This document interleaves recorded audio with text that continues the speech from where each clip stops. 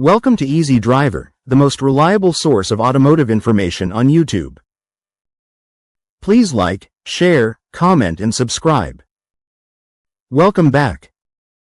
In part 2, we're taking AI-driven lane keep and emergency stop systems out of theory and into real driving. We'll look at where they struggle, how to shop smart, and what to check on a test drive. When lane centering is working, you'll feel light steering guidance that keeps the car settled between the lines. Most dashboards show lane icons that change color when the system has a confident read. If the car loses the lane, you'll usually get a chime, a message, or steering wheel vibration. To prevent hands-free misuse, many systems check for driver input. Some use steering torque checks, a tiny pull, to confirm you're holding the wheel.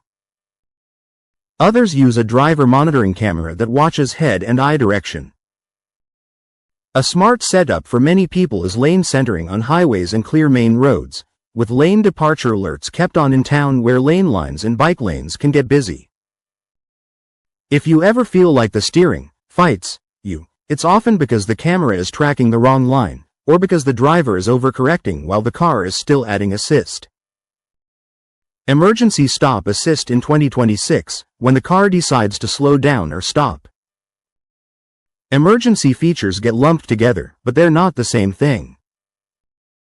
Automatic emergency braking, or AEB, is about avoiding or reducing a crash when something is in front of you and you're not braking enough.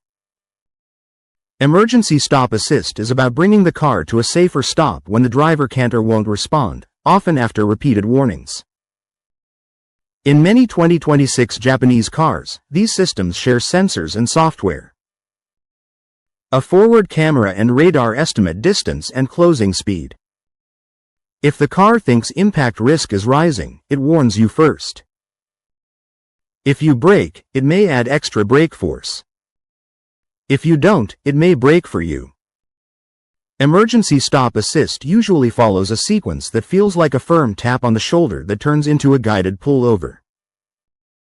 It can start with alerts, then escalate to slowing down. Some systems add hazard lights. If lane centering is available and lane lines are clear, it may try to keep the car in its lane while slowing.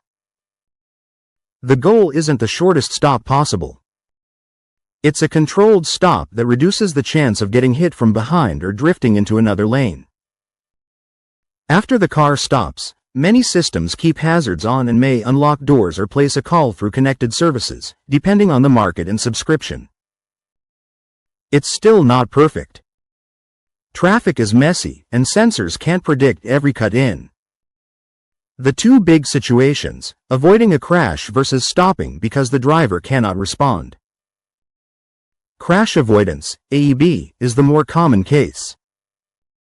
The car detects a slowing vehicle, a stopped car, or sometimes a pedestrian or cyclist, then reacts when the math says you won't stop in time. Example: you crest a hill and traffic is stopped. You're late on the brake pedal. The car warns, then brakes hard. Driver incapacity is different.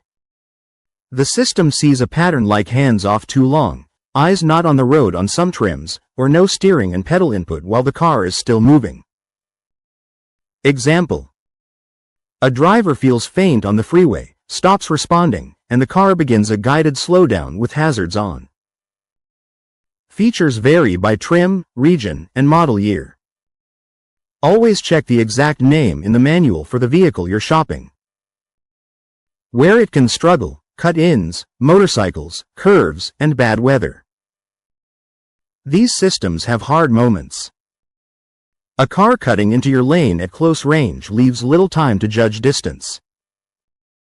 Motorcycles can present a smaller target. Curves can hide a stopped vehicle until the last second. Heavy rain, fog, and road spray reduce contrast and camera range, and snow can block sensor areas. A calm way to stack the odds in your favor.